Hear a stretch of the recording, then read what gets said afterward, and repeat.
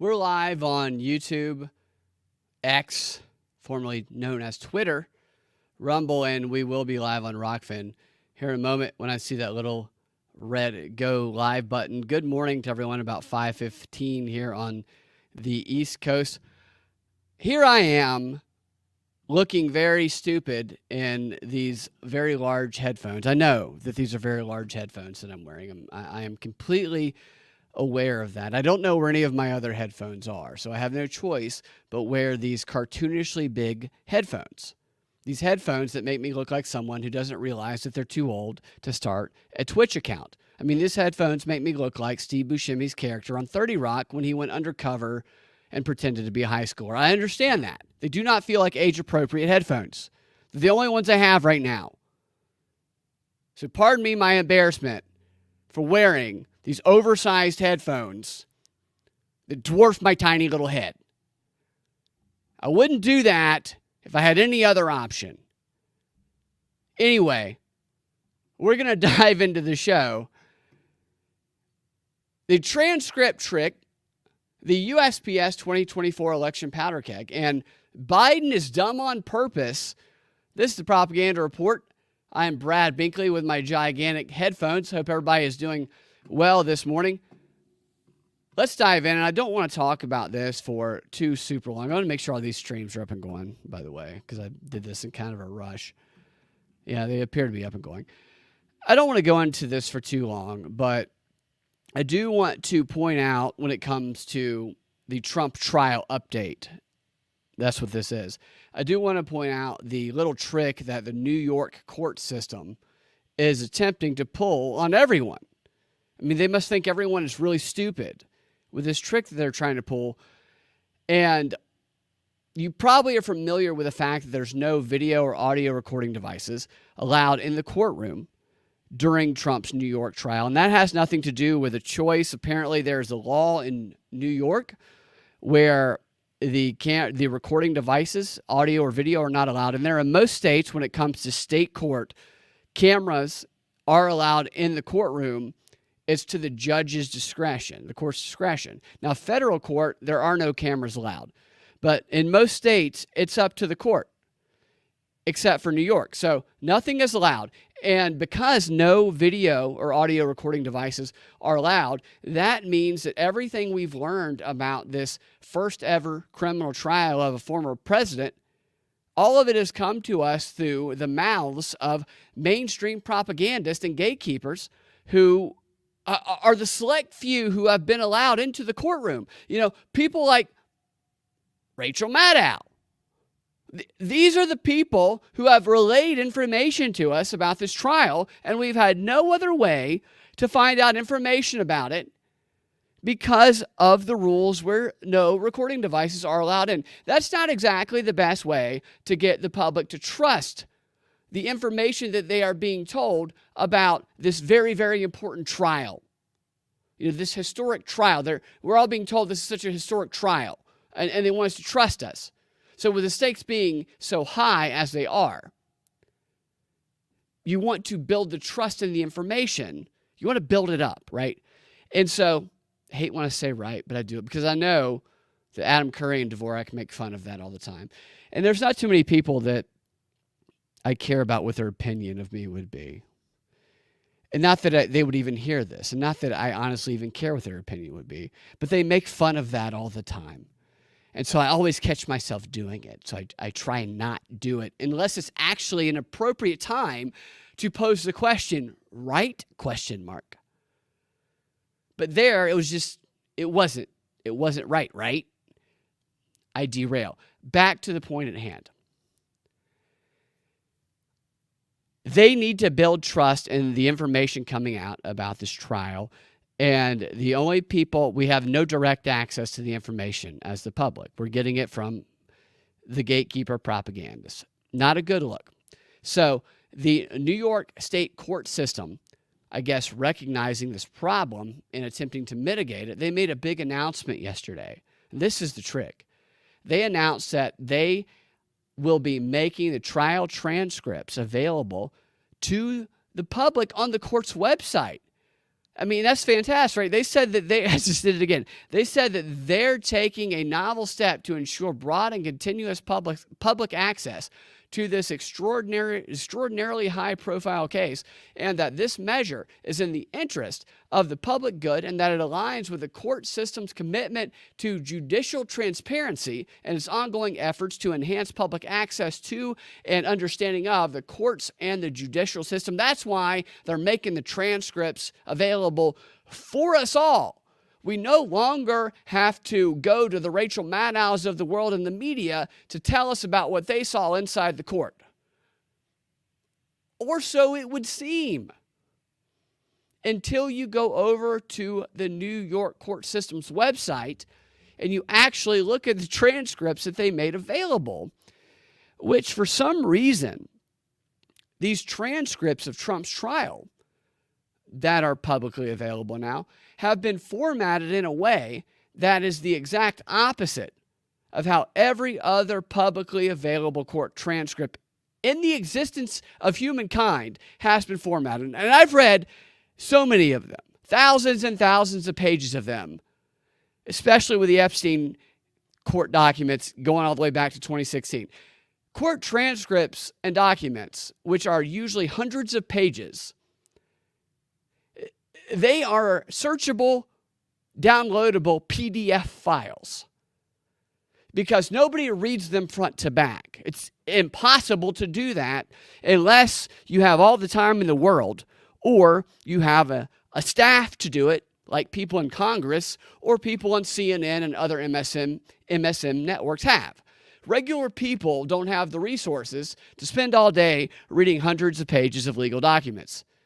So you enter search terms to skip past all of the things in legal documents that are just not irrelevant to the court, but irrelevant to everybody else. It's not the content; it's the names and the so and so and all the procedural stuff.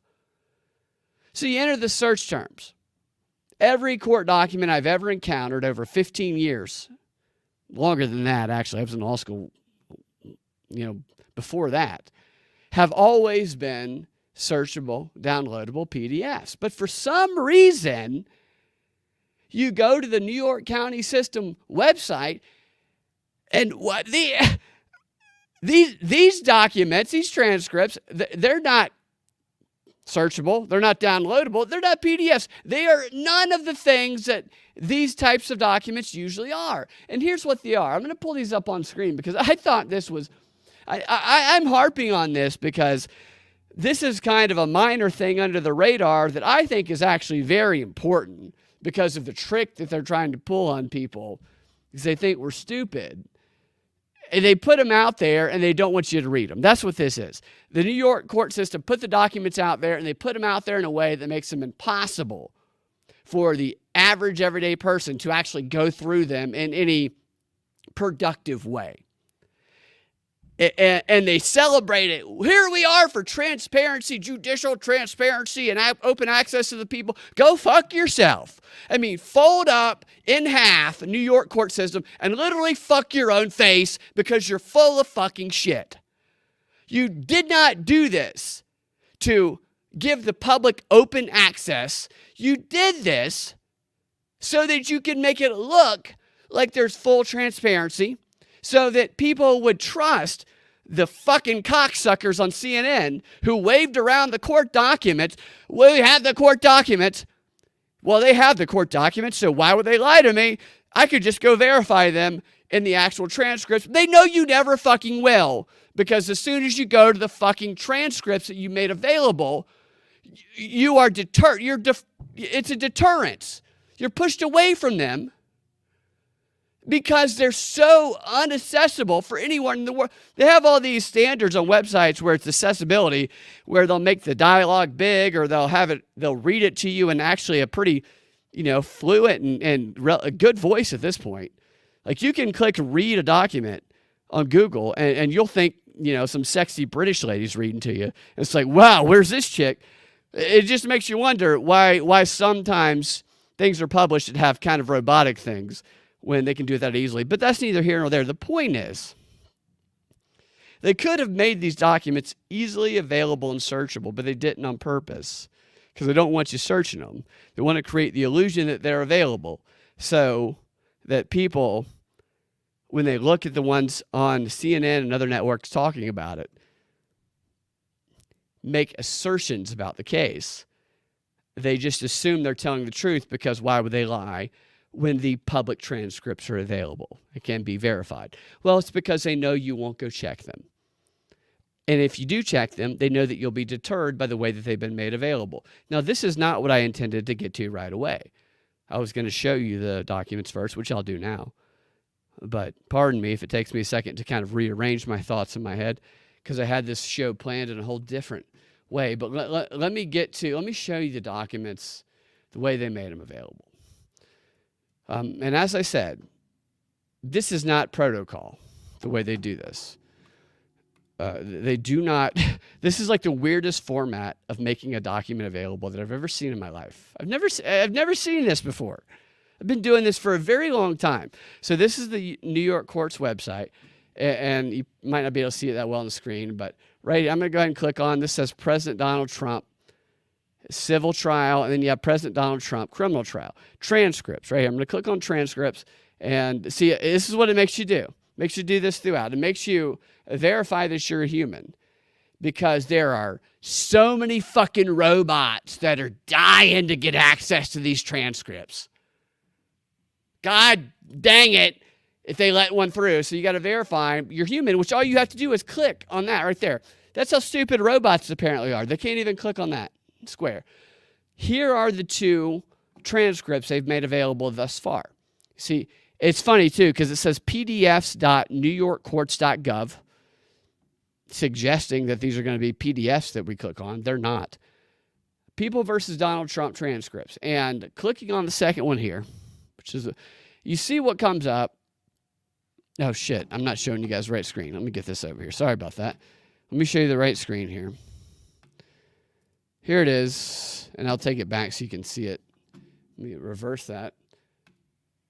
All right, so there it is, the pdfs.newyork.gov. You click on this here.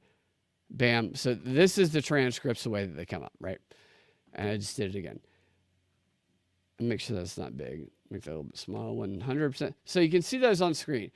And this is 100% maximization of the screen. I don't have it bigger or smaller. And what you see on screen is the format that they have uploaded the transcript. This is an image. This is some sort of image format. And see my mouse here? If you're watching video, I'm right-clicking, and I cannot right-click and save this. I can't save it. I even go up here, and I have no way to, I can print each individual page if I want, but that's not what people want when they go to look at documents. They want to search documents. These are hundreds of pages of documents. It's 120 pages on day one, a couple hundred pages on day two.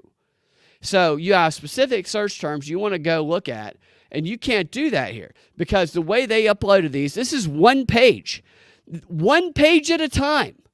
Page 2, page 3, page 4. They uploaded these documents, these transcripts, where you have to view them as an image that you can't download, one image at a time. The only way that you could possibly search this document is if you screenshotted every single image, hundreds of images individually, downloaded them onto your computer, and then combined them into one document that you then made searchable by doing some sort of formatting where it takes an image and turns it into text. And when you do that, the accuracy of the image to text, if you even know how to do that. Most people don't. I don't. Right in this second, I could research it, but I've actually never done that. I just know that you can. The accuracy is not 100%. So these were uploaded in a way that makes it impossible almost for anybody who is not just incredibly skilled and has a lot of free time on their hands or a staff at capturing and converting these to a searchable. This is this is ridiculous. And how you know it's ridiculous is this, because the day that the first transcripts were released last night, well, I guess the night before last night, depending on when you're listening to this, the day one transcripts, those were PDF format. Those were downloadable. They were not, however, searchable, which I thought was very interesting. Let me show you why I thought that was interesting. They've since changed them, by the way. The day one scripts are no longer downloadable or PDF. They're the exact same thing as this, the same image format. It's bullshit. I mean, this is bullshit. It's so obvious. They're forcing you to look at it just one page at a time, trying to prevent people to actually read the transcripts, while also saying, well, we made them publicly available. We're about transparency. They're sucking their own little fucking tiny dicks. I mean, fuck these people, man. The reason that this is interesting to me is because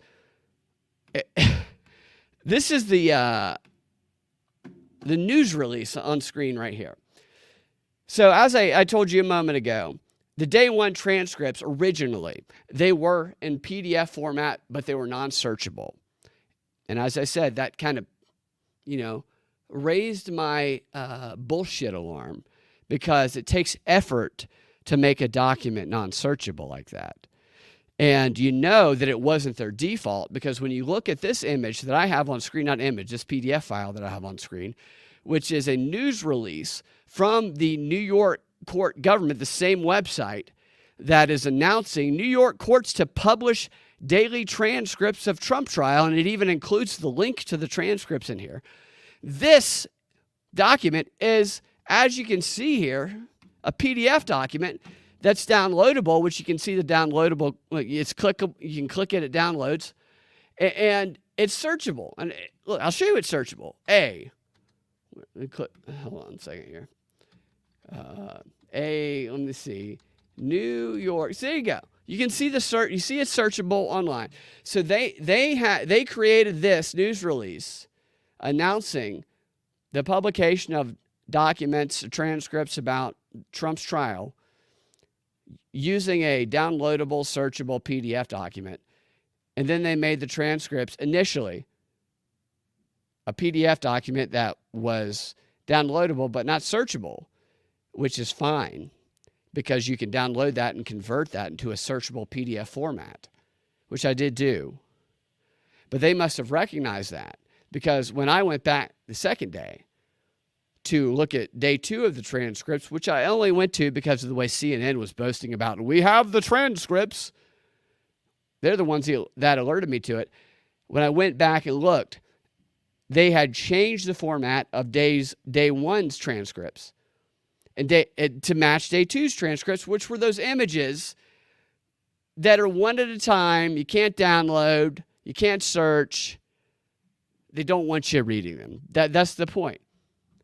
And I'm harping on this because this is just such a typical strategy by these cocksuckers to make it look like, oh, we're such the good guys. We're laying it all on the line. Everybody look at it. You don't have to rely on the media. But the fact is that these exist.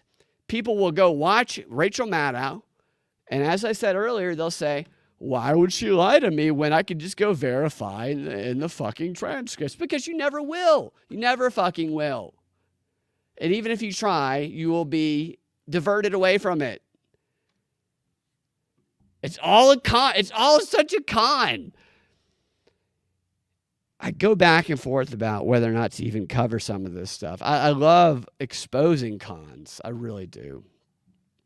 There's something rewarding about exposing a con artist, especially when they don't realize they're being exposed. But that, you don't get that kind of reward with the mainstream media. That has to happen kind of in a first-person situation, which I've been.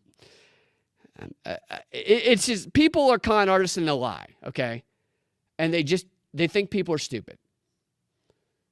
And if you just pay attention to them and you recognize these characteristics, you don't have to be a skeptic. You don't have to be a dick. You just have to realize that people will exploit your kind-heartedness. Not everybody. A lot of people won't. Most people will not. Most people will be super great and awesome. But there's something different about those who won't. I'm not even going to go into that because I don't want to give bad advice right now. I don't want to go into that. It's just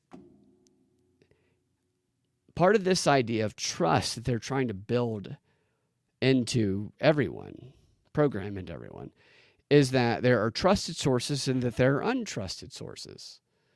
And that you should trust what this group of people says, and you should never trust what that group of people says, which is evident in the whole Hunter Biden laptop story where they say, well, it came from Russia, so therefore it's disinformation. Not if it's true, it's not disinformation. I'm not saying it came from Russia, but even if it did, if it's true, it's not disinformation. So someone who you might view as a bad person, or who people might say, you can't trust that person, can tell you something that's true. So information should not be judged, in my opinion, based on the source that it comes from. I think sources should be completely taken out of the game. And that's what they tell us should be relied upon all of the time, indefinitely. But if we rely upon that, then what they will do is what propagandists always do. And that is they will tell you enough truths, because all propagandists tell you truths. They tell you. Sorry, I got a little distraction. They tell you these truths. They tell you that you need to rely on this source or you need to rely on that source. Hold on, sorry. There's some chaos going on inside the house. I have to, one moment. I know we're live. I'm sorry. I've just got distracted a bit. I got to kind of recalibrate because I'm having a walkthrough right now.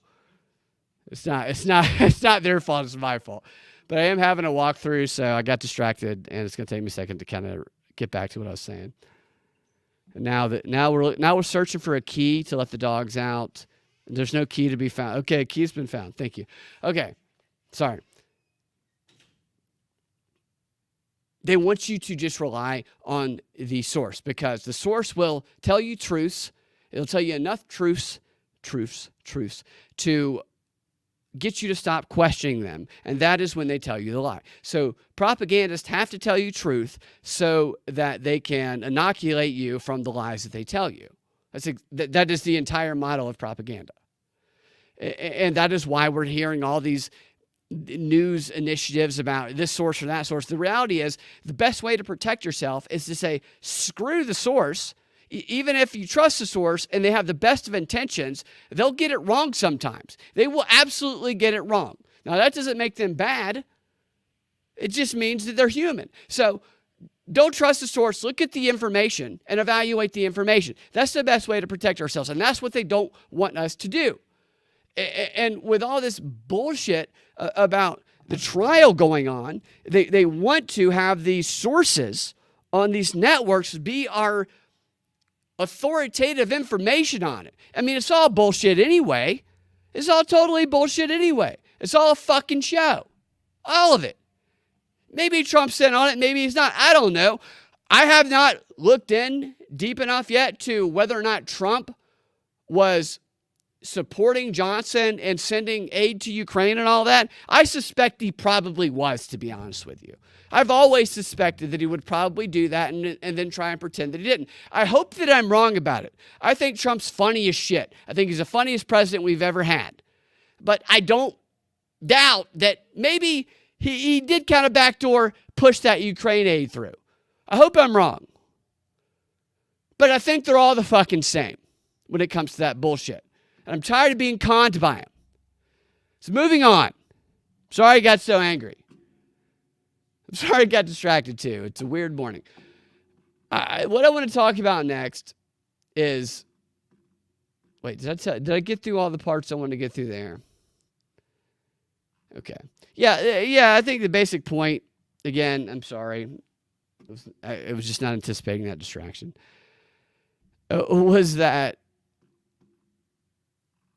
they put these transcripts out to try and give the appearance of transparency, but all they were really trying to do was make it look like the propagandists who they're working with are more trustworthy than they actually are. I know I emphasized that point a number of times, but I just wanted to be a little more crisp with it.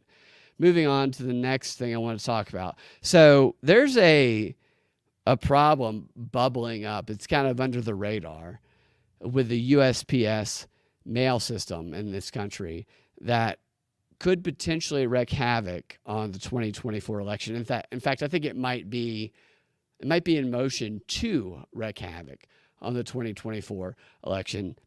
And I've experienced the effects of this personally already. So the USPS system, the mail delivery system in Georgia and in Virginia, but Georgia has felt the effects of it far more. It's been delayed. The mail delivery service has been completely delayed for a couple of months now. For example, I received a snail mail letter a few weeks ago from State Farm about my car insurance. It was a car insurance bill that told me what was due for my car insurance, the date it was due, and the date of cancellation if I did not pay it. And the date that I received that piece of mail was the day after the cancellation date that was stamped on the piece of mail. I was fine because I got a phone call from a State Farm agent on the day of cancellation a few hours before, telling me that if I didn't pay by midnight that it would be canceled. So I was able to pay it. But the fact is, had I not gotten that phone call or checked that message, then I would have been screwed. This is not the only way that the delay in mail has affected people. It's affected people with their paychecks. Some people are still receiving written paychecks. It's affected people with medicine. Older people sometimes receive medicine in the mail. These medicines are sitting in a warehouse somewhere, and they're not receiving them when they need them. And it has affected the mail-in votes during the presidential primaries here in Georgia, which the presidential primaries here in Georgia were on May 12th, I believe was the date. And what happened is, I think it was Paulding County, they discovered that they received a bunch of mail-in vote ballots for the presidential primary after May 12th that were post-dated back in February. These votes were never counted. The people voted on time like they were told to do through mail-in voting, and their votes were never counted because of the delay in the USPS service. This is a problem, and this is one of the reasons why the Postmaster General, was testifying before Congress last week, telling everyone that he believes this problem will be taken care of in 30 days, which I find that to be interesting because it's been months that this has been going on. This is not a new problem. It just hasn't been reported nationally, but it will be. Like I'm telling you, this will become a national story because this problem ain't getting fixed in 30 days. I mean, what else is he going to say when someone says, how are you going to fix the problem? The election's coming up. Is he going to say, well, we'll fix it next year? No, he's going to say it's going to be fixed in 30 days because he has no other choice to say that, but he's given no indication that it actually fucking will.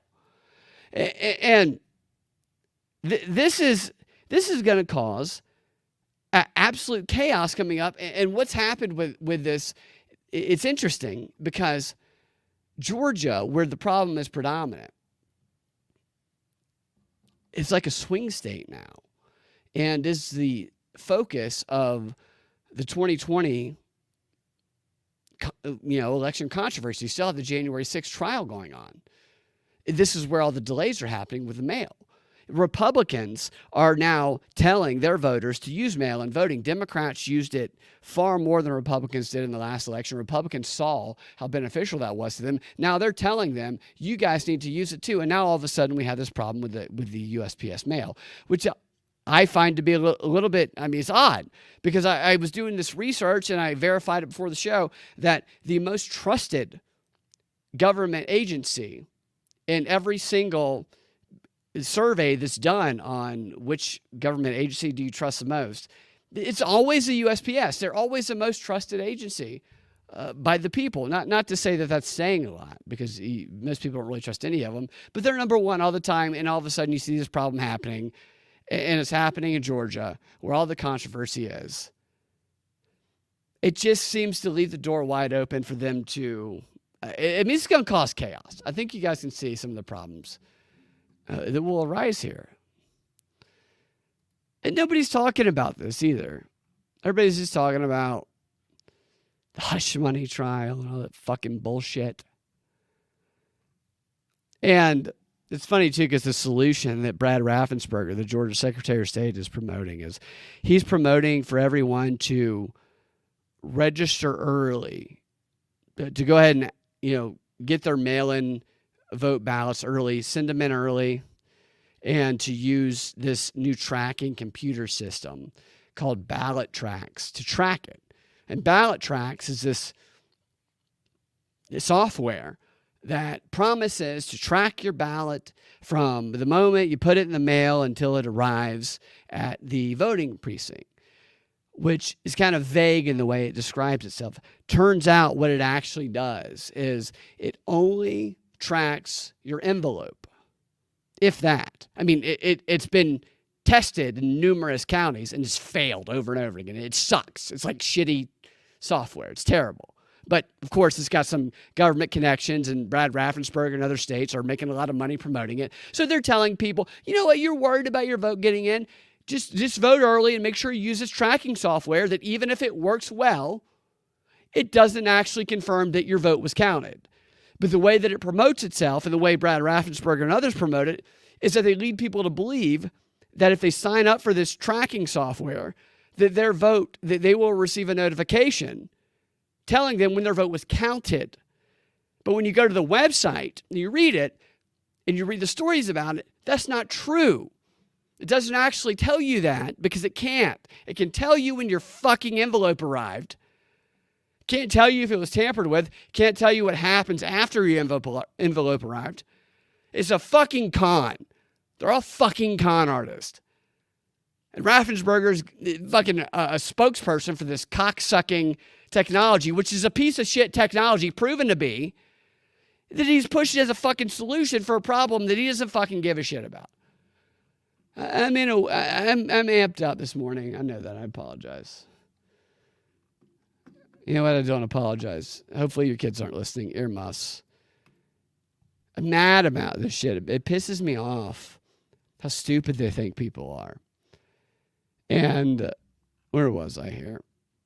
Oh, so this is the best part of the delays in mail, which I think are going to have a divisive effect on the 2024 election. Remember that. I think that these delays in mail in Georgia, maybe Virginia too, but definitely Georgia, will have a divisive, controversial effect on the 2024 election.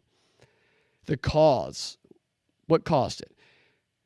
In Georgia, they're blaming the delays in mail on a new USPS facility that was built in Palmetto, Georgia, that was supposed to be this new centrally located sorting and delivery center, like an innovative new thing that they're doing, that is part of a new government initiative to improve the USPS system.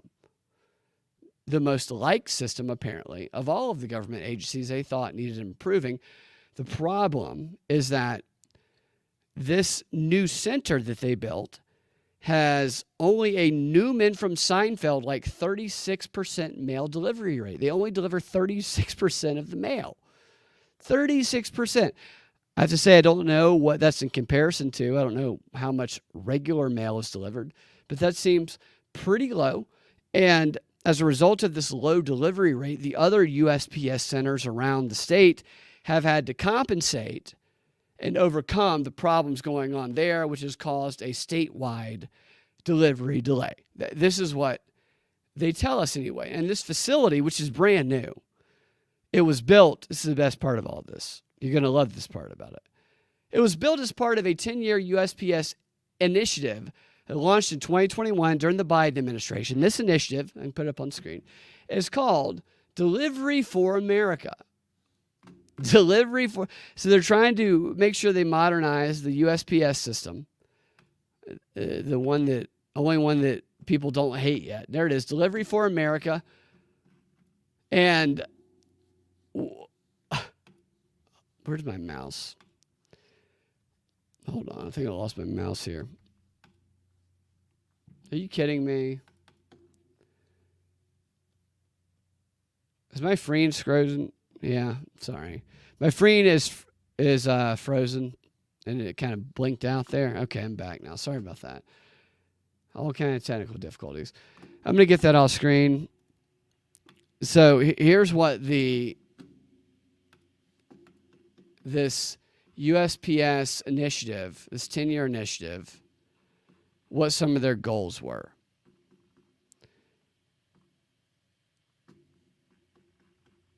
Here it is on screen.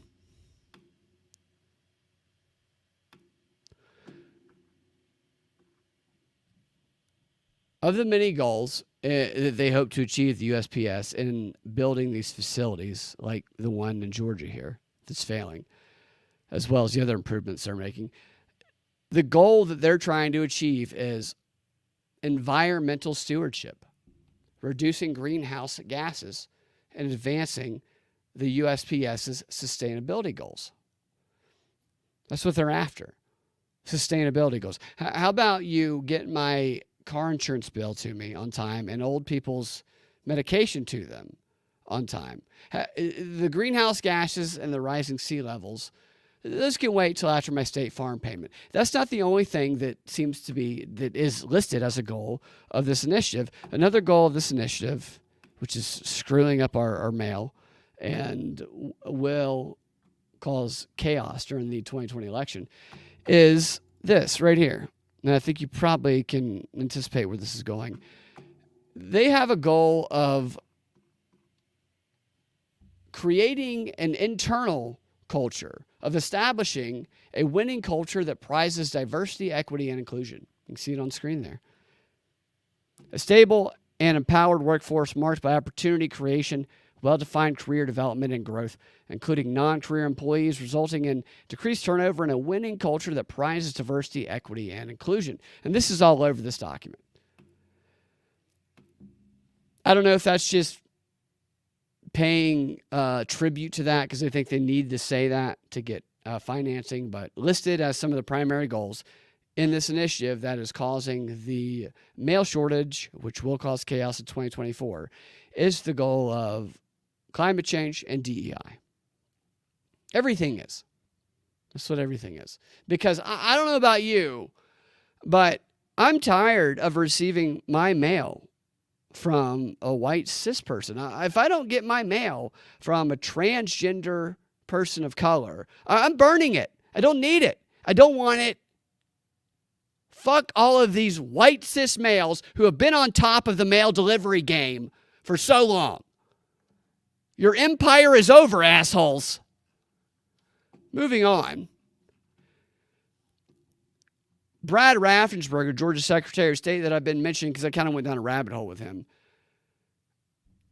who's well aware of these problems going on. And as I've talked about a lot, if you've listened to the show, is a central figure in the federal January 6th and the Fulton County January 6th trials because of the phone call where it's alleged in the indictments that Trump threatened Brad Raffensperger. He tried to pressure him into changing the outcome of the Georgia election in that phone call. That's like the main point of both of those indictments. This dude, Raffensperger, was in Paulding County last week where those problems about the mail-in votes coming in after the actual vote day arose, which is interesting that happened in the same county that Brad Raffensperger was in. He was there conducting a 2024 election simulation training with police in which he was preparing the police for worst-case scenarios that could arise on Election Day here in Georgia. He wanted to get them ready.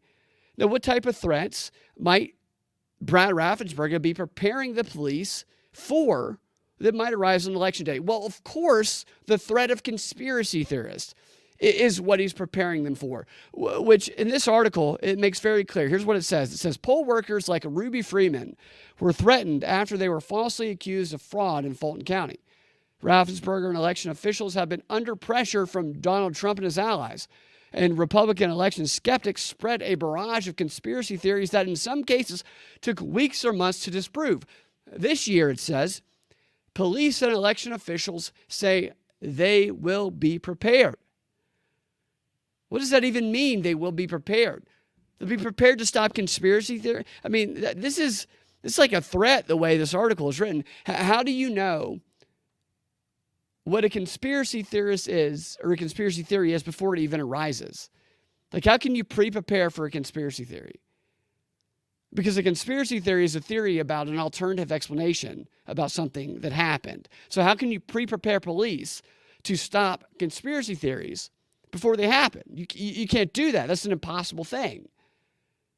Unless what you're actually preparing them for is to stop people who question the methods of the government, which is what all of this has been about, which is what the entire Trump thing has been about. Whether Trump's in on it, as some people believe, or not, it doesn't matter.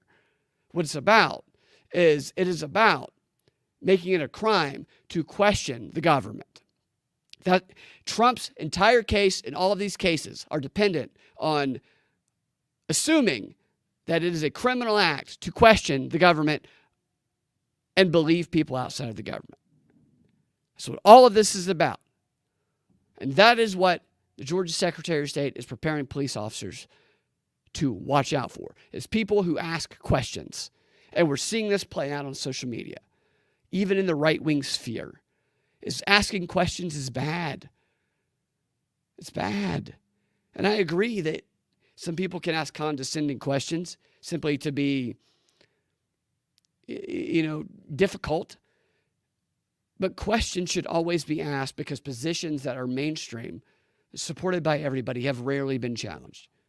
If they haven't been challenged, and everybody's accepted assumptions. And that's when things get dangerous. And that's exactly what they don't want people doing. And they're preparing police to fucking target people that ask questions. And here's what they did in the training. They had the police officers break off into groups, and they had them go through scenarios that could arise on election day. And they asked them questions about how they'd handle these scenarios. Here's some of the questions. They said, how would you talk to an angry voter causing ruckus at a polling station? What would you do with aggressive people who claim to be election observers and demanded access? Which is something that was a point of conflict last time, where people who believed themselves to be election observers and had the right to be were pushed away. So what's the definition of all this? They don't tell us.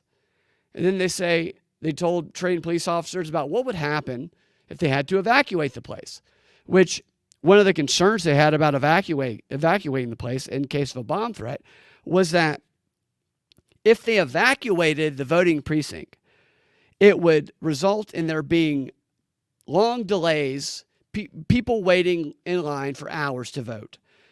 And they were worried about that because of the problems in the last election with people of color having to wait in long lines. So it's like the police are like, what do we do? There's a bomb threat. Do we risk the place blowing up, or do we risk people of color waiting in line for long hours voting? I mean, this is stupid, the evaluation process they're going through here.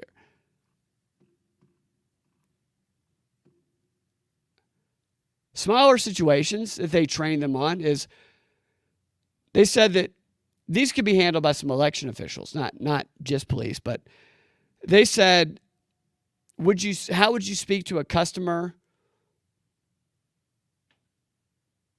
Let me reread that, excuse me.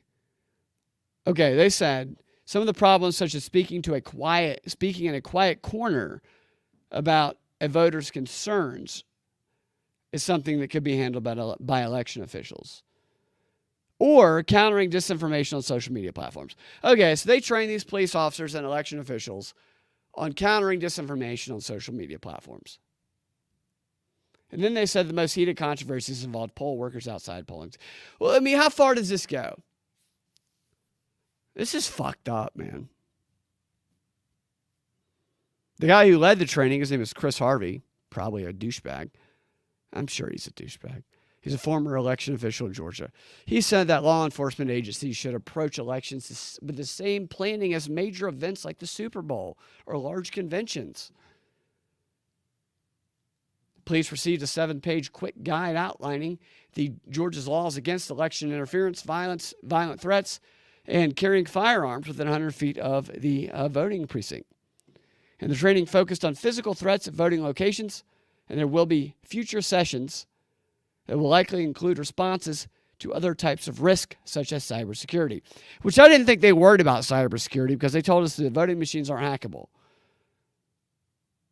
And finally, Blake Evans, the Georgia elections director, said tensions are high and you never know what will be around the corner. The way to prepare is to talk through the scenarios beforehand. I don't disagree with that. What I disagree with is branding conspiracy theorists as the villain of these scenarios that you've created. And that seems to be what they've done. I just wonder, I guess I do get it. Most people don't ask questions.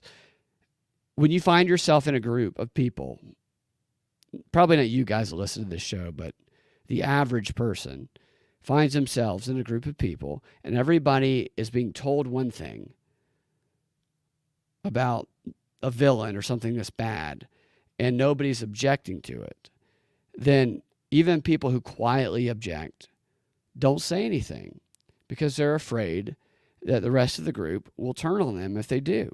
They're afraid it's socially unacceptable. It's a spiral silence.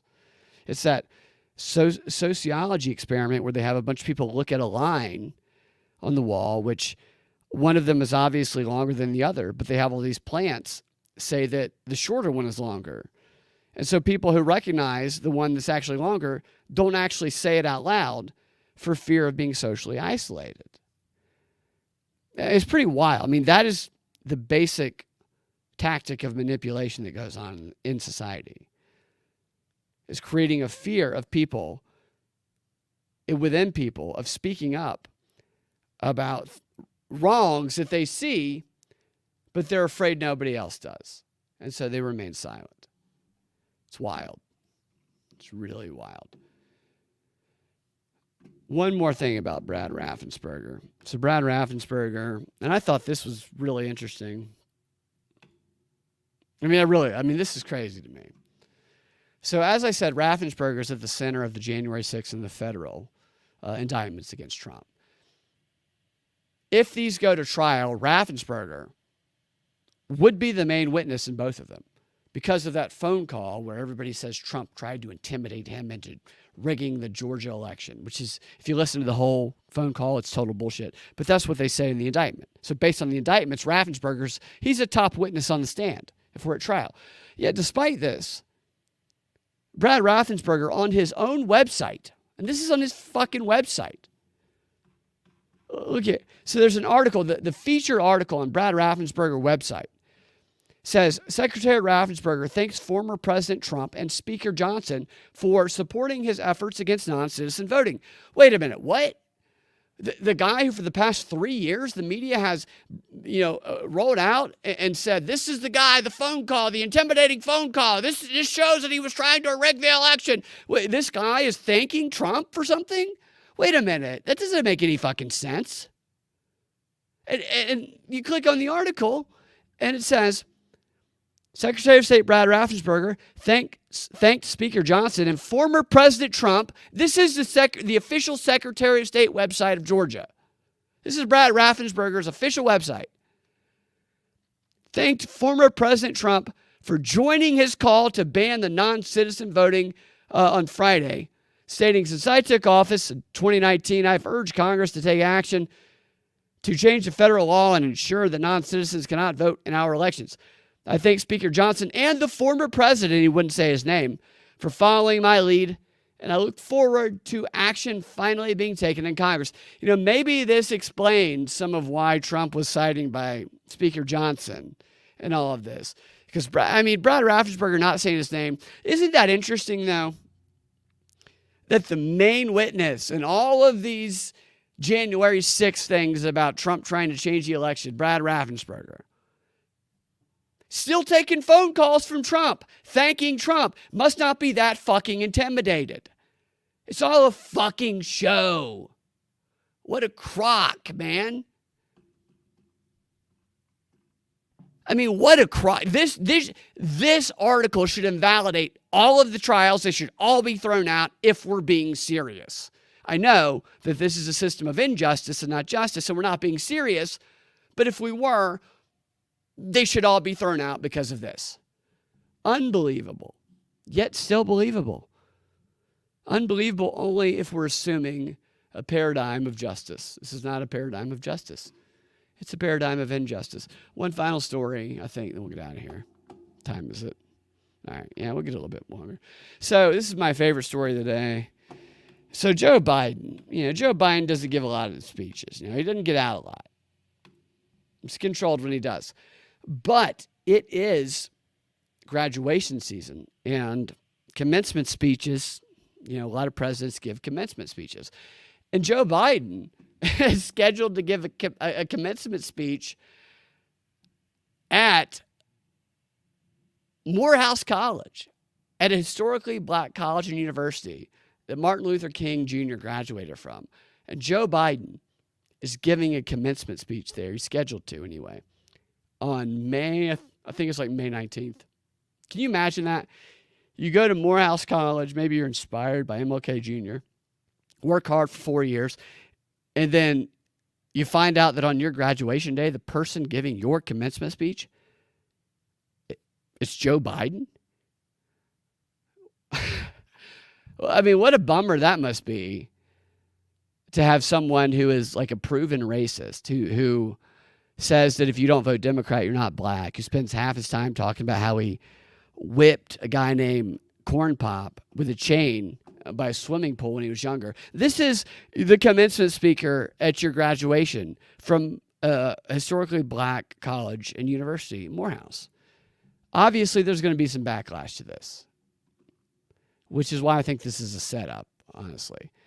But the backlash, which you would think it would be over Biden's, kind of racist past, but it's not. It's over Biden's role or his position on the Israel-Gaza thing. And what he's being accused of is supporting Israel more than the people in Gaza.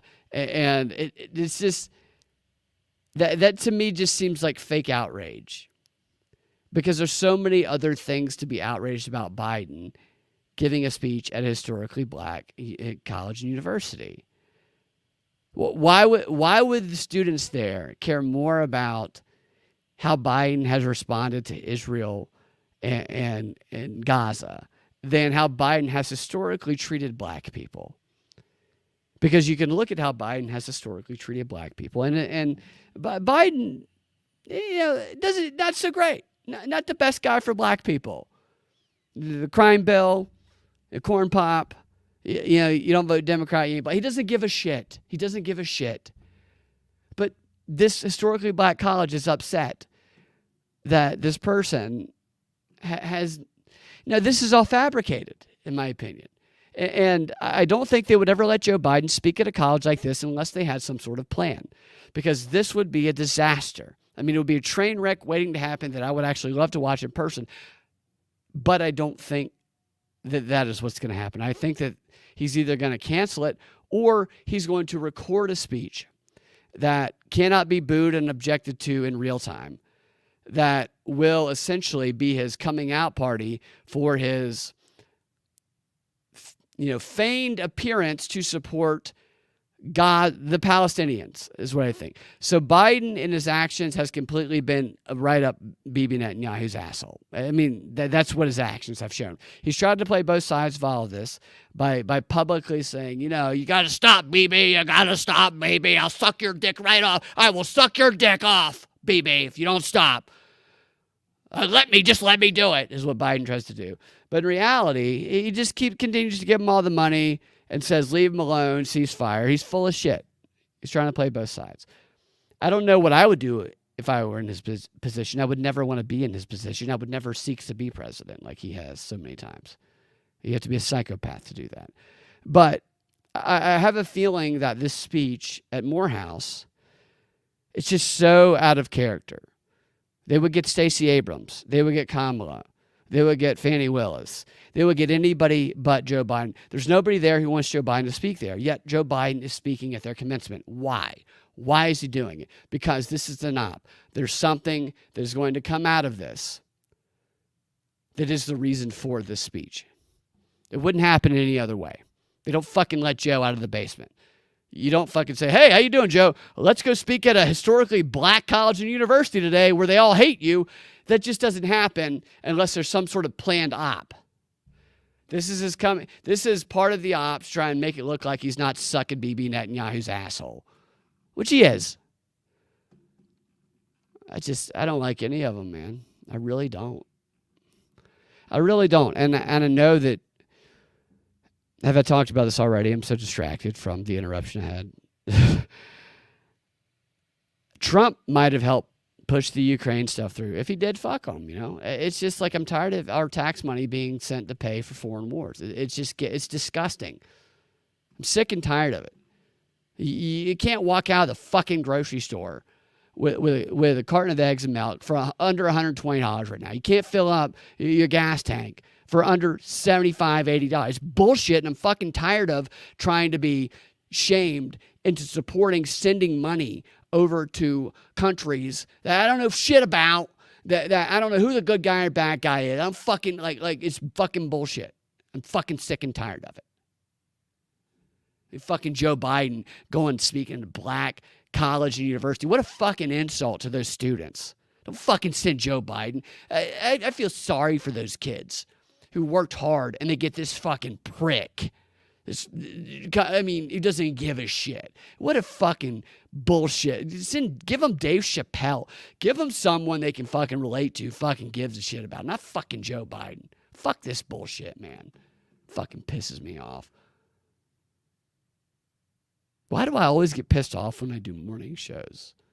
Why is that? I don't know. All right, I'm going to close out with something that doesn't piss me. I'm not so mad about. Let me get this off screen. Joe Biden's a fucking asshole, man.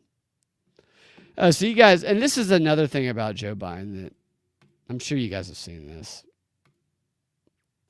But I don't think this is real. Well, let me tell you what I think about this. I'll show it and I'll tell you what I think. Imagine what we can do next. 4 more years. Pause. 4 more years. 4 more years. 4 more years. Imagine.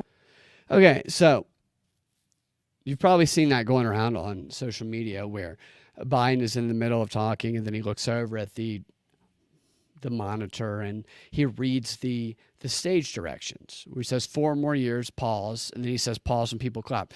I'm going to play it again. I want you to focus on the guy behind him. If this was a mistake, the guy behind him would have reacted as though it were a mistake. He didn't. Watch it again. Imagine what we can do next. 4 more years. Pause. 4 more years. 4 more years. 4 more years. No mistake. Because it wasn't a mistake, in my opinion. Or maybe it was, but they don't care that it was a mistake. They don't send Joe Biden out to speak in front of people hoping he doesn't do this. Like, this is what we talk a lot about Joe Biden's mistakes, but we have to think about what position the people who are handling him are in. He makes so many mistakes. Do we think that they send him out to do these speeches and that they are just crossing their fingers in the background saying, we hope he doesn't mess up. We hope he doesn't mess up. Of course not. Of course not. They wouldn't let him speak if the goal was to prevent him messing up publicly.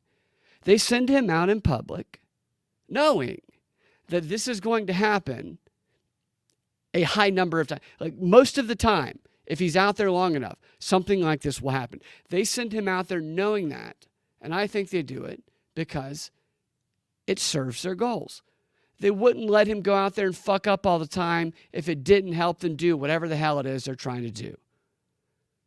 Biden fucks up on purpose, even though he doesn't know it. They want him to mess up on purpose because whatever their goal is, the goal could be that they want him to be an old bumbling man who people think is harmless, which enables him to get away with atrocious acts. That's something that could be argued. Maybe they want him to step down. They want Kamala to step in. Maybe they want him to lose. I don't know what the answer is. What I know is this. They wouldn't let him go out there and continue to do this unless they wanted him to, because it helps them. There's no way they would not do it. I mean, these people do not leave things to choice, to chance. This is on purpose. I'm not saying Biden's doing it on purpose. He's an actor. I'm saying that they wind him up and roll him out, and they say, whatever shit he's going to do today is going to help us. How's it going to help him? That's the question. All right. Getting Biden off screen there. Fucking dumbass. He's a fuck. I mean, Biden's just a dumbass. He's always been a dumbass. He's never not been a dumbass. Even when he wasn't old, he was a still fucking dumbass. What's the last thing I want to do here? All right, I think I got one more thing. All right, here we go. So you guys remember Michael Avenatti probably. What's up, Hiram? You guys remember Michael Avenatti? Michael Avenatti, who just went on, was the going to be a Democrat front runner for president at one point. Well, Michael Avenatti, he called into the Sean Hannity show the other day, which he's been on the Sean Hannity show before, which Sean Hannity also full of shit. In fact, it wouldn't surprise me if Sean Hannity and Michael Avenatti were, feeling the inside of each other with the tips of their little baby penises. They're both fucking stupid and retarded, if you ask me. But here's Michael Avenatti calling in to Sean Hannity's show. I just want you to listen to this for a minute. All right, New York's ridiculous trial of former President Donald Trump brought one name back into the headlines, a name you might remember from 2018, Stormy Daniels' attorney, Michael Avenatti. By the way, we reached out to Stormy's new attorney.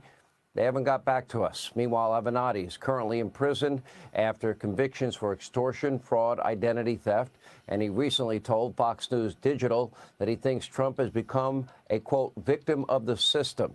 Earlier today, I spoke with Michael Avenatti about the case from prison.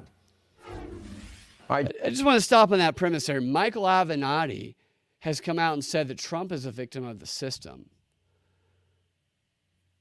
I don't disagree. I'm not saying he's a victim of the system. The system is obviously corrupt. But Michael Avenatti, who was Stormy Daniels' lawyer, which this entire case is about Stormy Daniels and the hush. So Michael Avenatti has come out and completely flipped his entire position. That's what he's saying here. That he's now believes the opposite of everything that he passionately believed that made him famous. The only reason we know who he is because he took the opposite position very passionately as to what Sean Hannity says that he's taking now. And he just kind of glazed over that. I mean, this is quite an extraordinary flip in perspective. Let's hear him explain it. Joining us now is Michael Avenatti. Michael, thank you for being with us. Good to be with you, Sean. 19 years in prison, no possibility of parole. That's daunting. I don't wish that on anybody. I'll be very honest. I'm not going to rehash all the stuff that goes behind this. How's the sex, buddy? But I'm sure that reality is now set in. What's your life like in there? Well, I'm doing fine. I'm very blessed, Sean. I've gotten back in touch with my faith. My family stuck by me.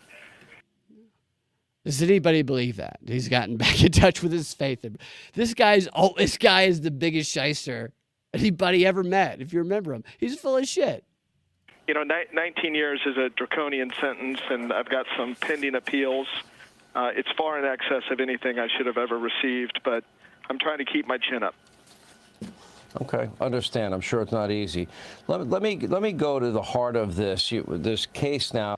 So I don't know exactly what Michael Avenatti is in prison for. I can tell you a cursory review of it, that he embezzled.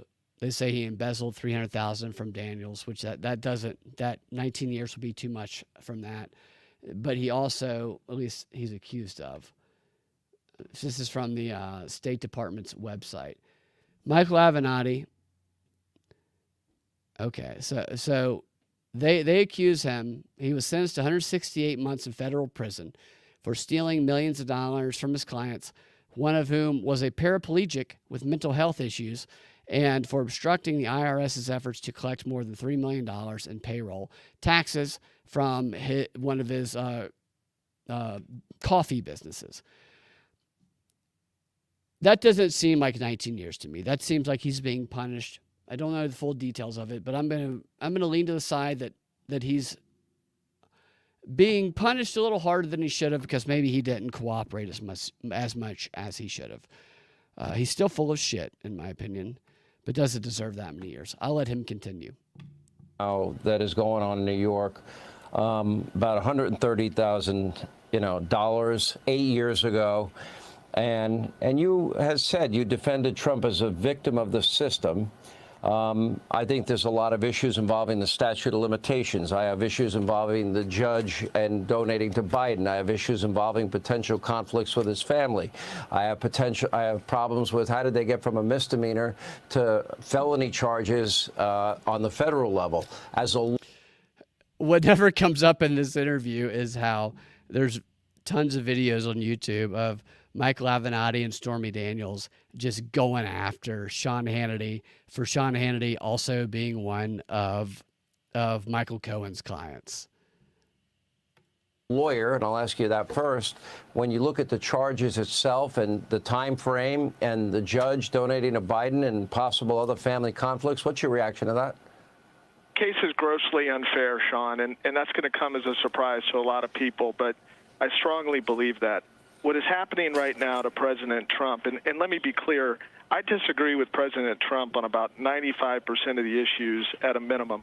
But one thing he and I agree on, and that is that the politicization of these cases, in this case in particular, is gross, it's uncalled for, and it's flat out wrong. This is an effort to deprive millions of Americans of their choice for president. This guy has been indicted now in 4 cases up and down the entire East Coast. Sean, in this country, we don't have serial killers who are prosecuted at the same time in 4 different cases. The timing is wrong, the case is wrong, and he's not receiving due process. Let me ask you, because... So yeah, you guys see what Michael Avenatti is doing here, right? He's making his pitch for a pardon if Trump gets elected. That's what this is. He wants that pardon. This is the opposite of everything he ever said.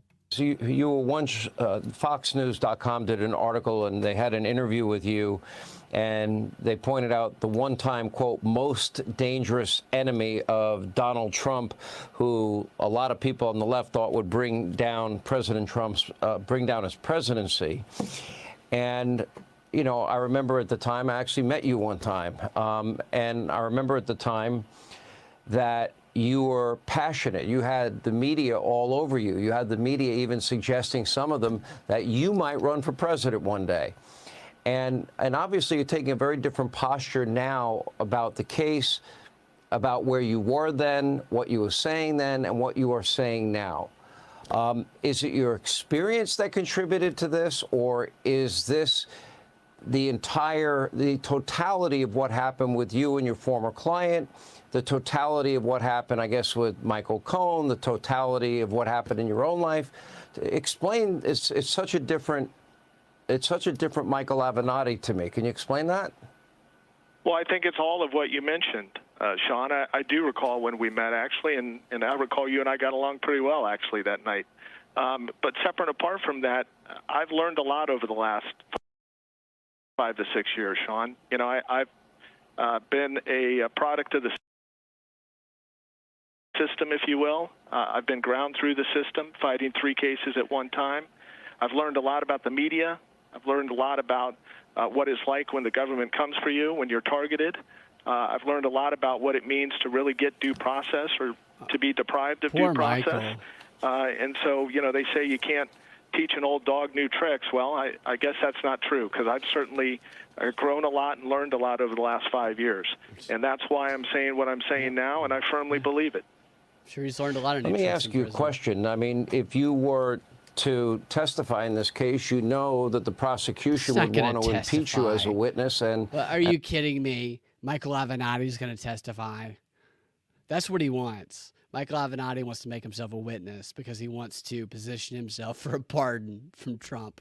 And obviously, all the issues you've had to deal with over the last number of years, all of that would be brought up. How would you handle that? I'd handle it directly. I'd handle it truthfully, and I can promise you that I'd be a hell of a lot better witness than Michael Cohen could ever hope to be. That's saying a lot. All right, and coming up. Look, I got to give him credit. I got to give him credit for trying. It's a circus. The main witness is Michael Cohen. He was involved in it as well, even though Stormy Daniels says, he stole a bunch of money from her allegedly. I'm sure she stole a bunch of money from other people. They're all a bunch of thieves. So I don't bash him for trying. He should at least try. He wants to get into the game too. But man, that's where, to me anyway, the obviousness of how ridiculous this case is. You have Fox News, Sean Hannity, who's a ridiculous person in and of himself, who Michael Avenatti used to just relentlessly bash all the time with Stormy Daniels, bringing Michael Avenatti on to talk about, how Trump's being persecuted and how Michael Avenatti could actually now be a witness in favor of Trump. It's just so comic booky. I mean, you can't even write a comic book that is this ridiculous, but this is our reality. Michael Avenatti, would you be a witness for Trump? And you have Sean Hannity not even laughing when he says that. I praise your acting ability, Sean Hannity. I would laugh my ass off if I tried to say that with a straight face. But good for Michael Avenatti to be able to do that entire interview, while doing whatever happens in prison. Michael Avenatti's not the biggest guy, let's be honest. He's going to be a target of something else in there. A grifter never stops grifting with these people.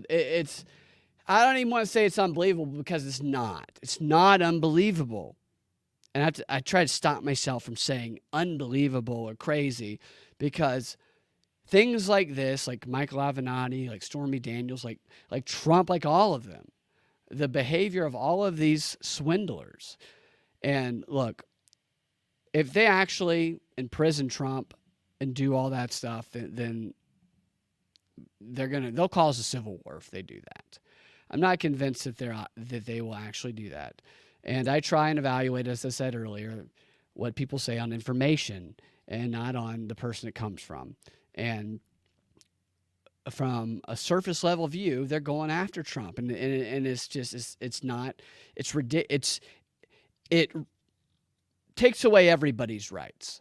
And I try and tell people this, that all of this stuff happening to Trump is not about Trump. It's about the rest of us and the precedent that it sets. And the fact that it criminalizes questioning the government. That's the baseline for me. So I'm not connected to it based on a personality. I'm connected to it based on what it does to all of us. And I think that's how everybody should be connected to it.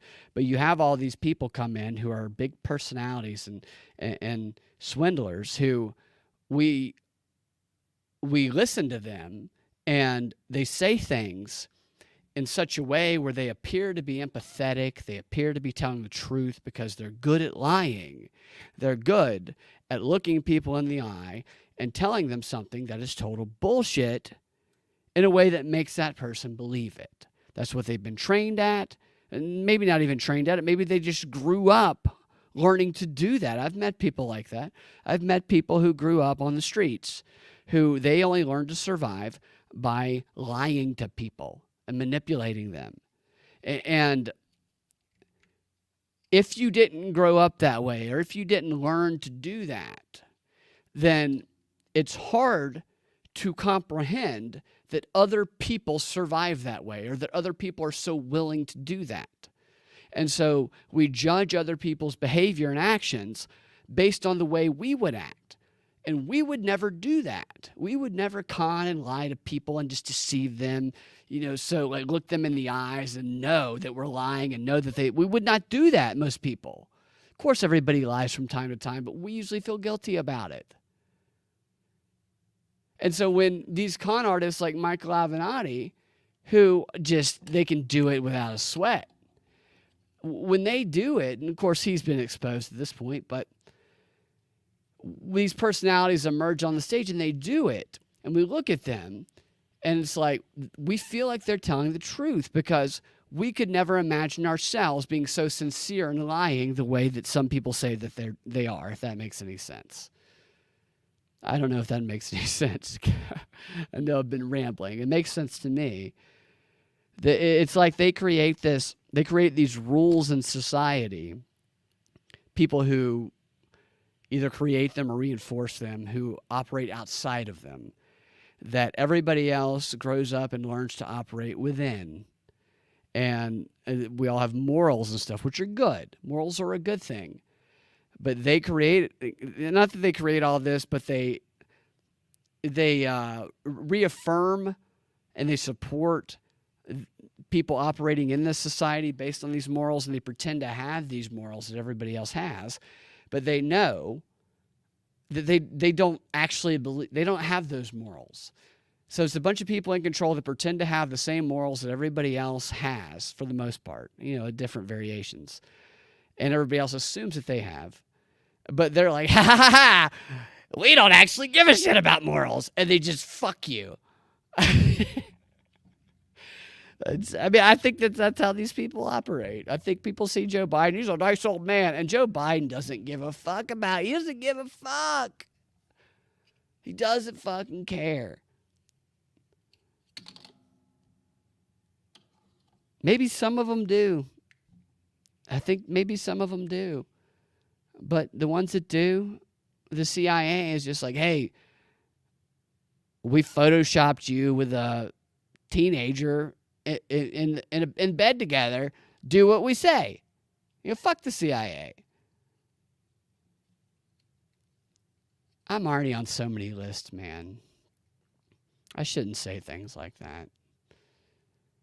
I know I'm already on so many. I don't mean, like, when I say stuff like that, I don't even mean that against the individuals in any organization. I don't. I really don't. I actually love people. I believe in people. Always have. I believe in the goodness of them. Even people who are like, we're all bad sometimes. Everybody's bad. Some people are worse, definitely. And some people are sociopaths, psychopaths. But I think that everybody, for the most part, most people want to be good. And I think that most people want to survive. And I don't even, when I say F the CIA, I mean that is I don't. So there's people that work there that are probably good people. They're probably just trying to do something that they think is cool or whatever. I mean, when I was younger, I remember looking into the requirements to be, what does it take to be an FBI agent or whatever. And I was like, I don't think this is for me. But I think some people probably say it is for them. And I don't know that it means that they're a bad person. But I think if you end up in an organization that is corrupt, that maybe once was decent or good, that becomes difficult for people operating in that organization to continue on with them without either engaging in the corrupt actions or recognizing it. And it might take time to recognize it. So I don't want to say things that are absolute, that are kind of mere identity politics, and that all of one group is bad, or all of any group is like the worst person in that group, because that's kind of what I fight against. I like to judge people by individuals. But with that said, I do think there are corrupt organizations right now, and obviously the CIA and the FBI are one of them. I mean, it's just,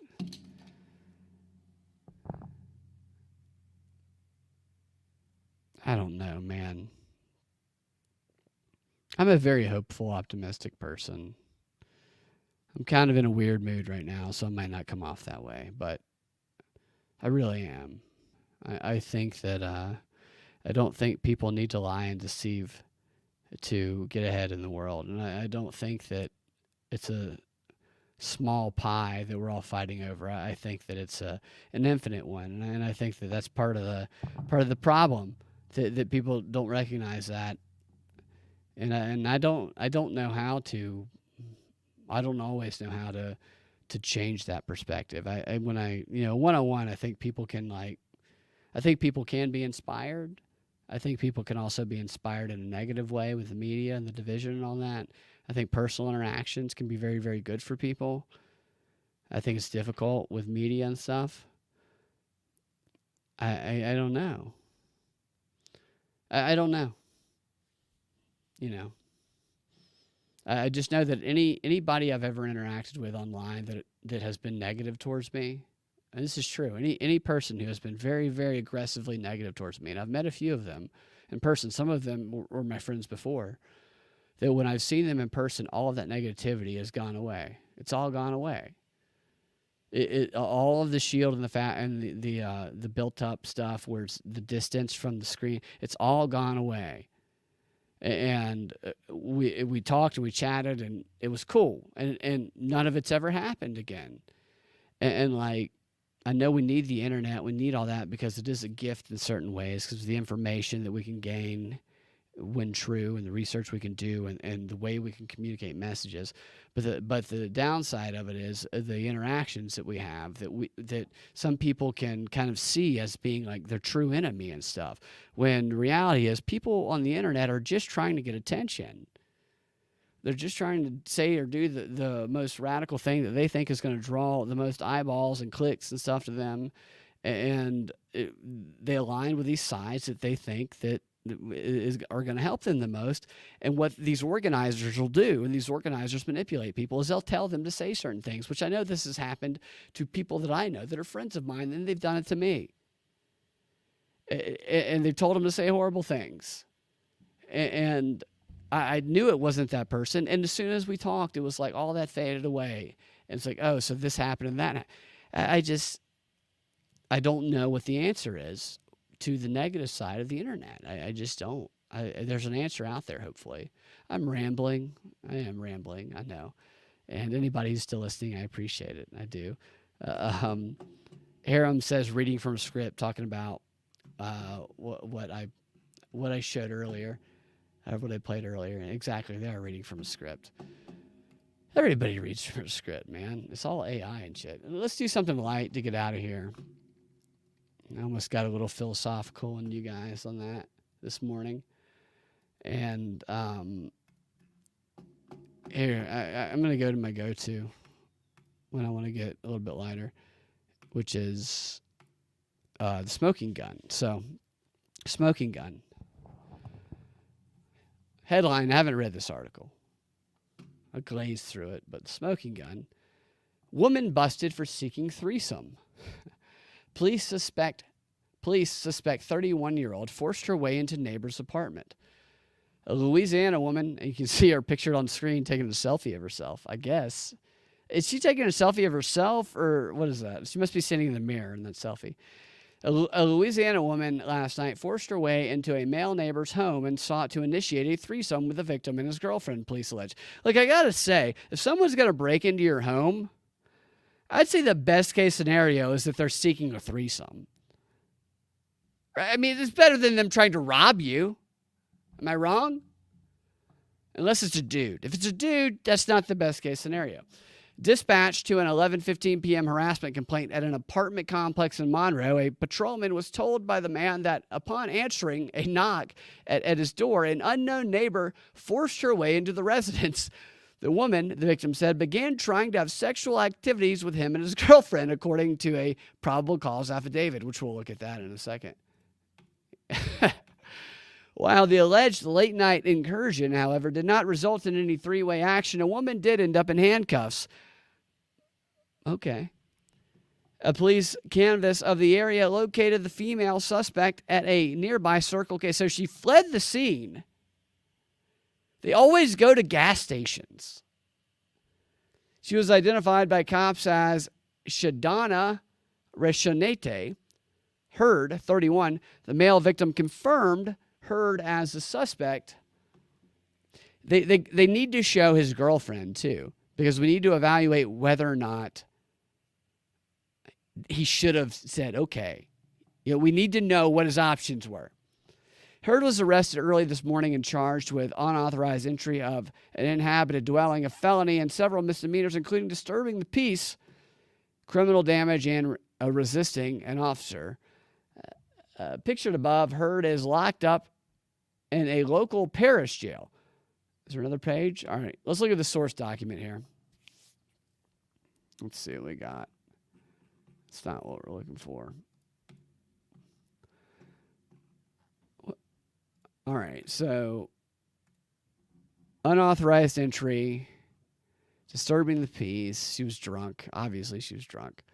Simple criminal damage of property, resisting the officer, disturbing peace again. The officer was dispatched for a harassment investigation, made contact with the victim who advised someone had knocked on the door. When he opened the door, the unknown neighbor forced way into the residence. Began to say, so that's what I want an explanation for. She forced her way into the residence and began trying to have sexual activities with him and his girlfriend. What are the details there? So this guy is in his bedroom or maybe in the living room with his girlfriend. I don't know where. Another woman comes to the door, forces her way in, and starts trying to have sexual activities with the two of them. What does that mean? Did she come in, whip out a titty, and start trying to shove it in their mouths? Is that what happened? She came in, titty out, trying to ram it into their mouths. I need to know the details of how she tried to force this sexual activity on them. How do they fight it off? We're hiding in a crawl space in the basement. There's a monster trying to force sexual activity on us. Won't stop shoving titties in our mouths. I need to know the details. The officer made contact with a female of a matching description and identified this. They don't have any. Usually they have a couple pages of these things. This is bullshit. I need more details here. It's fucked up, dude. I want to know what she did. You know, half the police officers there are reading this police report and they're like, "What's her number?" Like texting her later. You know, I'd like for you to force some activities on me. What's the probable cause? Nothing. There's nothing here. This is very disappointing. All she was seeking was a throuple. That's all she wanted was a fucking throuple, and she couldn't get it. What else we got? Look at this one. These headlines. Look at these headlines here. Naked man 60 arrested for indecent scenario. What's an indecent scenario on a Florida beach? There's a lot of indecent scenarios on a Florida beach. Woman called cops over bad batch of meth. Huh. So naked man arrested for indecent scenario on Florida Beach, cops say. A 60-year-old sound engineer went to the beach Saturday afternoon hoping to arrange a sexual encounter or maybe just go home with someone's phone number, according to court records. Those are two different things. Those are different things. Having sex and getting a phone number. While such goals may be commonplace, Nauman's unusual tactics resulted in his arrest at Blind Creek Beach, a clothing optional spot in Jensen Beach, Florida. I just say stay away from clothing optional spots. I experienced a couple clothing optional bars in Key West, mostly 300-pound truckers. Not really what you're hoping for. In response to prior complaints about lewd behavior occurring on beach pathways, a sheriff's deputy was on foot patrol when he came upon naked Nauman seated in a recliner chair with a hat over his face around 12:30 p.m. So he's sleeping, is what it sounds like. An arrest report offers an explicit account of the genital presentation observed by the cop. Click here to read the document with its description of multiple rings, a metal chain, and a note advertising passerbyers to please feel free to investigate gently. What's wrong with that? But then it says you can read the document, so it wants us to read the document. While the beach allows nudity, police reported that the pathways are accidentally frequented by parents with children. That's the problem right there. Yeah, and that his scenario is unacceptable to a public beach. But also, if you're a parent with children Why are you taking them to a well-known nude beach? Don't take your kids to a nude beach. If you're on a nude beach, you're not expecting there to be kids around.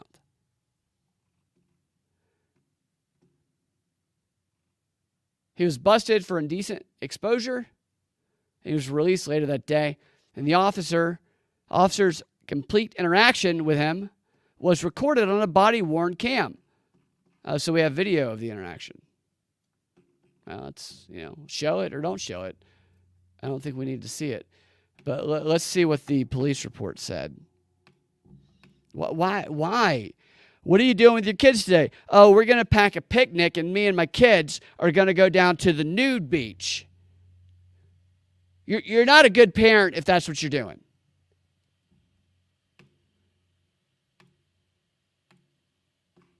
All right. Here is, this is what they kept telling us to read, the police report. Let's see what it left out. On March 9th, the police says this is written from the police officer's perspective. I was on foot patrol at Blind Creek Beach. This has been an aggressive and ongoing effort by your affiant due to numerous complaints fielded by the sheriff's office personally regarding lewd behavior occurring in the pathways. So a lot of lewd behavior occurring on the pathways of a nude beach, which should be expected. I was walking down the main path that snakes through the north end of the park. I came upon a white male, of course, walking by, and he pointed off to another subject seated in a recliner chair. So white dude's, he's ratting out another white dude. As I approached the subject, I saw him reclined in the chair. Are there recliners on the pathway? I don't understand. He reclined in the chair completely nude with a tan hat over his face. As I looked at the scenario, I saw the subject's penis completely exposed. The penis and its neighboring scrotum were stuffed into a metal ring commonly referred to as a cock ring. Cock rings are rings that go around the penis and scrotum for the purpose of slowing blood flow out of an erection and can aid in making erections harder and last longer. Wait. What's happening?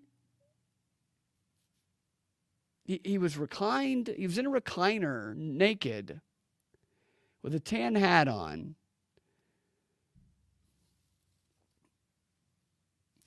What I don't understand is the line that says it was stuffed into a metal cock ring. And I don't want to look up cock ring.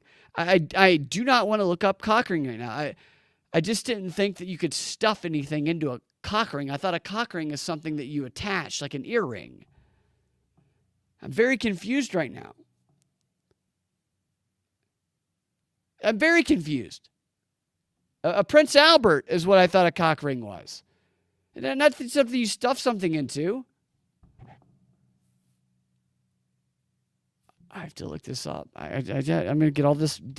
This is awful. I have to look this up. What is a cock ring? Oh, God. Oh, okay. So like a circle he stuffs it into? I don't understand. I don't understand. I'm too sheltered to understand this.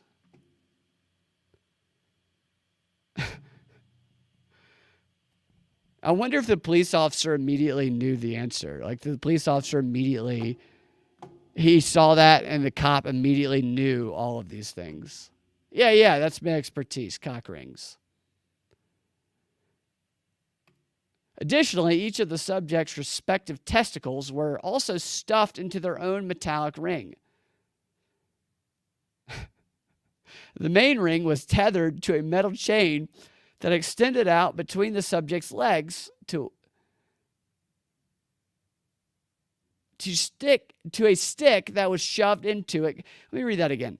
The main ring, additionally, each of the subject's respective testicles were also stuffed into their own metallic ring. The main ring was tethered to a metal chain that extended out between the subject's legs to stick to a stick that was shoved into the ground, like a Bocey ball or whatever that's called, except your cock. The end of the chain had a metal ring, and it was attached to the stick and suspended to the chain in the air. What the fuck? This is a very elaborate relaxation session. I'm going to go lay down and recline for a minute. Put stick in ground, shoves dick and balls in cock ring, attaches to stick. This is, how long did it take the cops to get here is what I'm asking, because this is like at least 20 minutes to set this whole thing up, right? People had to walk by watching this guy just stick the thing into the ground, shove his dick and balls. This is not something that you just casually can do in an instant, is it? I don't know. The end of the chain had a metal ring and was attached to the stick and suspended to the chain in the air. At the base of the stick was a cloth laid out and had a note written on it. So he wrote a note. The note reads, "Hello, please feel free to investigate gently." And then he drew a cat, and then it says cat face drawn. Maybe he's speaking to cats? What's the cat face? Because a person like this has gone beyond shame. And if you're on a nude beach and you're doing something like this, you're inspired by somebody, right? So there has to be other instances of people doing similar things on these nude beaches that inspired him to one-up them or try to one-up them. What inspired this man? What else? What other people have their genitals attached to a stick in the ground and some cock rings and emojis drawn on note? What else is happening at this beach that for some reason parents are like, hey, let's take our children to? Dumb fucks. I addressed the subject, who identified himself as Leighton Paul Nauman. He was born in 1963. Oh, old balls. I told him the behavior is unacceptable at a public beach. It'd be funny if it was like unacceptable at a public beach, but perfectly okay in my mouth, said the police officer. But that's not what it says. Unacceptable at a public beach. That although allows nudity on the beach is frequented at times accidentally by parents. How do you do that accidentally? The guy's on the walkway with his cock attached to a fucking stick of wood in the ground. How do you accidentally take your kids to this beach? Nauman got up and dressed, and I placed him under arrest for exposure of sexual organs in a vulgar and indecent manner. And then I took him back to my place. Blind Creek Beach is designated as clothing optional. However, Nauman was putting himself on display in the public walkway path that leads to multiple beach access and attached a device to his penis and scrotum sac with a chain and a note that read as an invitation for passersby to grab onto the chain and gently tug onto the chain, which is attached to his penis and scrotum sac, as though he was baiting a sexual encounter. So he was a fish trying to be hooked.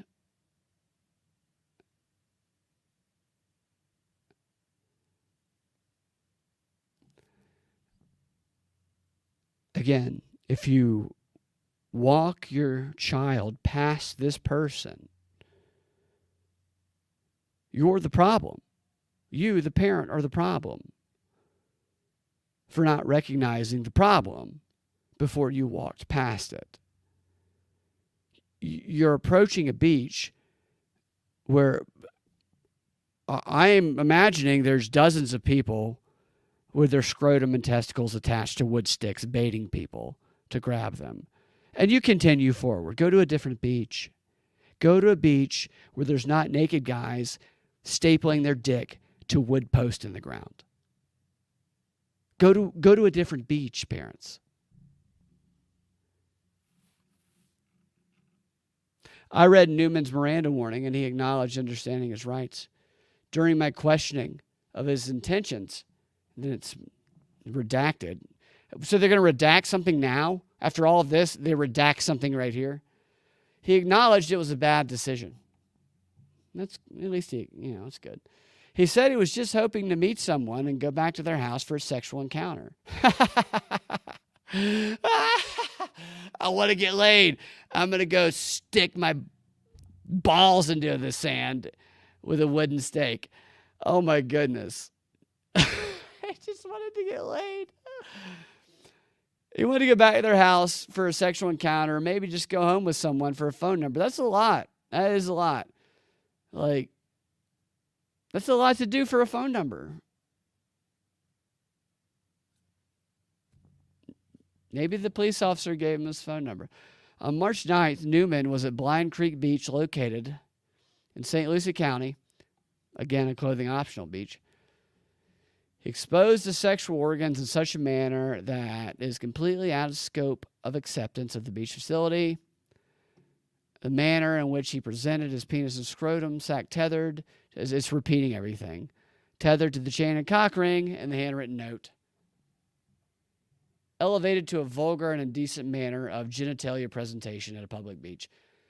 I think that's an interesting line.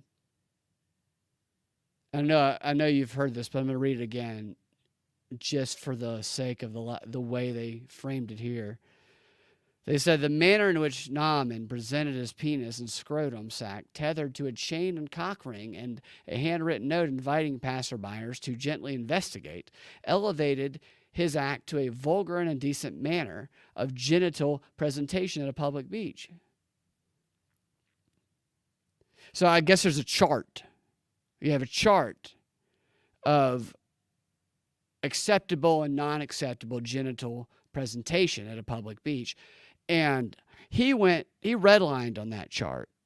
He went above acceptableness. So you can show your scrotum and balls on a public beach as long as there's not a note attached inviting people to explore it. So you can wave it around. You can fish with it if you want to pretend to fish with it. You can rub it in the sand. You can maybe write a letter in the sand with it. But you can't attach a note and stake it to the ground with wood. I think these rules need to be clear to people on public beaches. What can and what you can not do.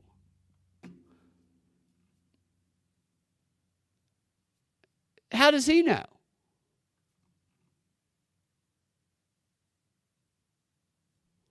Poor guy. The complete interaction is recorded, which includes audio. Okay. So that was an interesting story. All right. Well,